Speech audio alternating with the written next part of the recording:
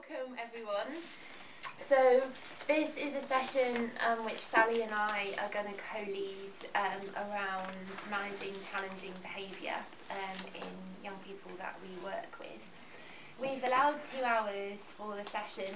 It may be that we don't need the full 2 hours, but we wanted there to be time to go over things again if people wanted, and for people to ask questions.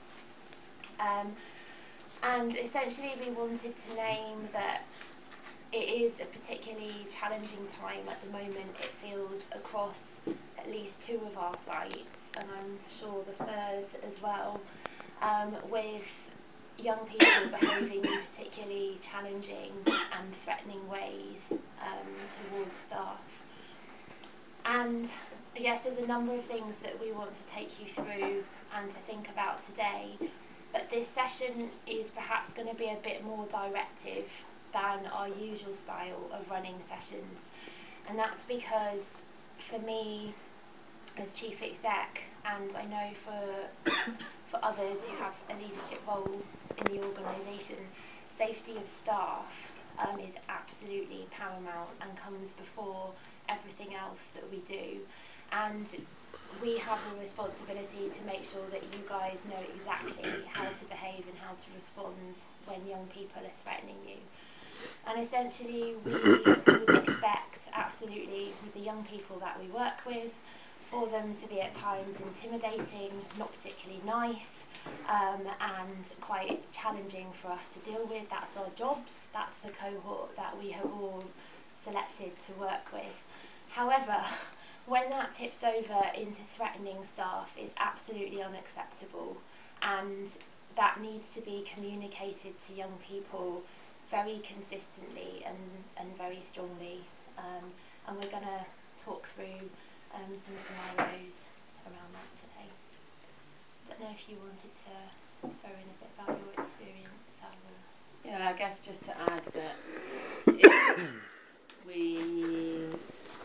sometimes when you're in it, it gets harder and harder to pull out of it, and so we've all been doing a really good job, and actually sometimes we've been managing really difficult situations that have been thrown at us in all different directions. So yeah, and I guess acknowledging that we've all tried different things in different ways, and sometimes they've worked, sometimes they haven't. Sometimes I've done one thing and then done another thing, and and it's yeah. So I guess I'm acknowledging that I've been slightly inconsistent in different ways of approaching it, and my thing is always about following it up later, and that always hasn't happened. And so I think what we want to go forward from this point is an idea of exactly what to say in the moment when we feel, because it's only in a minority of cases, this isn't all the time, it's only in certain situations, because we're not working with the politest group of young people, so we're not going to work miracles. But when it becomes sort of quite bullying and abusive, and I know that it's happening across different sites, so it's certainly not any individual people or personal reasons, but yeah, so I just wanted to say that it's just a way of stopping and taking stock and going, okay, what has worked and what hasn't worked so well. We've tried a couple of different things. We've all kind of hoped that maybe it was something that would get better over time, that it would be it's always often around pay. Well, maybe not for you guys, but for us it's often around pay, so we've been trying to make that clear, and kind of hoping that things would get a bit better. But now I think we've realised that we need a consistent approach across the team, that everybody feels comfortable in delivering, so it's not just senior staff having to give difficult messages, but also so that you feel really able to know exactly what to say at those times.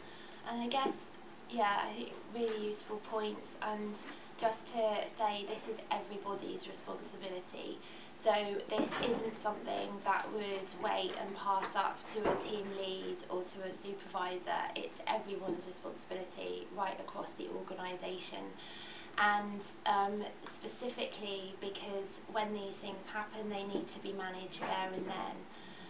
But also because if they constantly rise up to somebody more senior, that person can very quickly become a scapegoat, because they're the person that's consistently delivering the bad messages, and that can have a ripple effect of splitting and divisiveness through the team. So this is everyone's responsibility, and after this session, without putting too fine a point on it, if people are in they are a minority of circumstances and they're not responding in the way which we're asking, we will be asking why.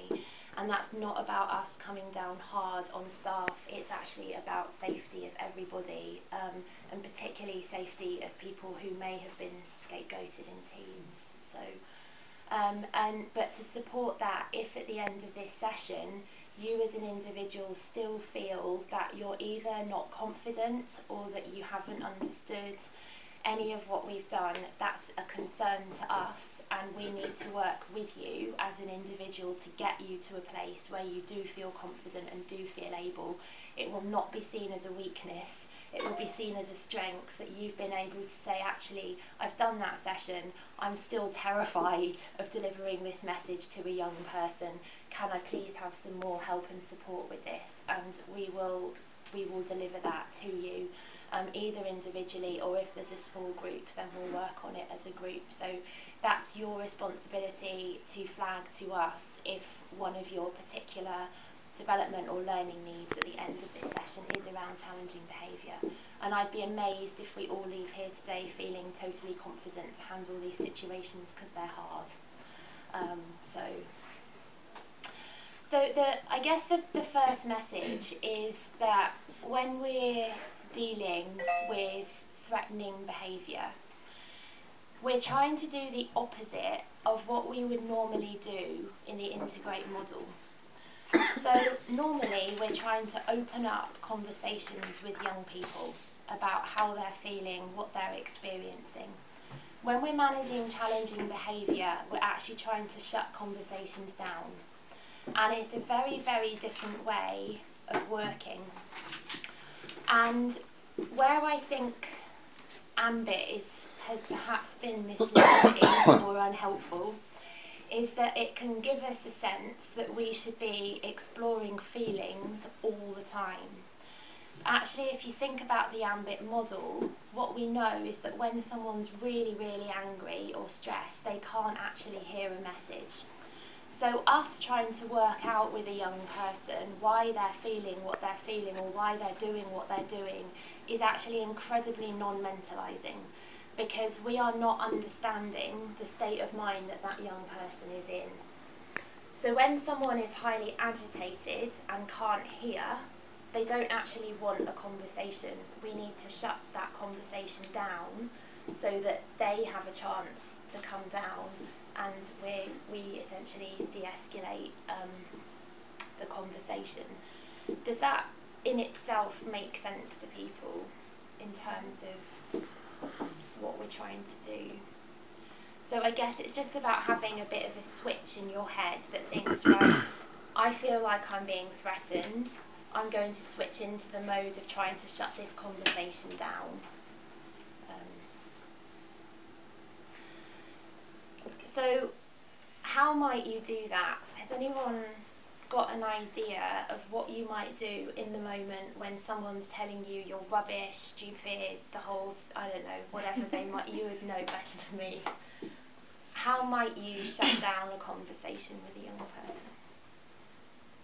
I think you can acknowledge what they're saying so that you're hearing that that's how they're feeling at that time, and that you'd be ready to talk about that at a later time when they're feeling calmer. Yeah, so brilliant. There's something about acknowledging how they're feeling. I'd put one thing ahead of that, if I could.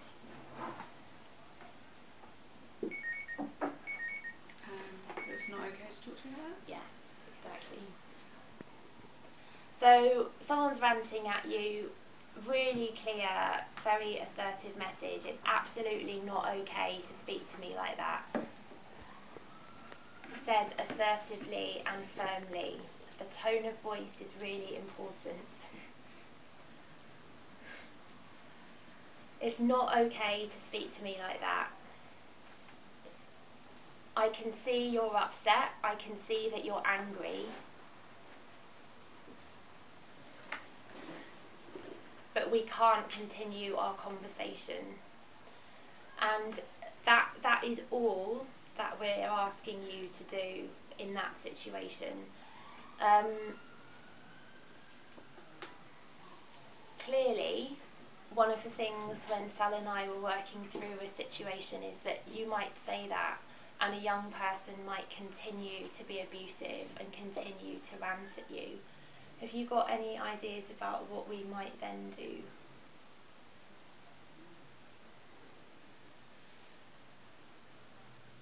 Maybe sort of repeat the message and then remove yourself from the situation.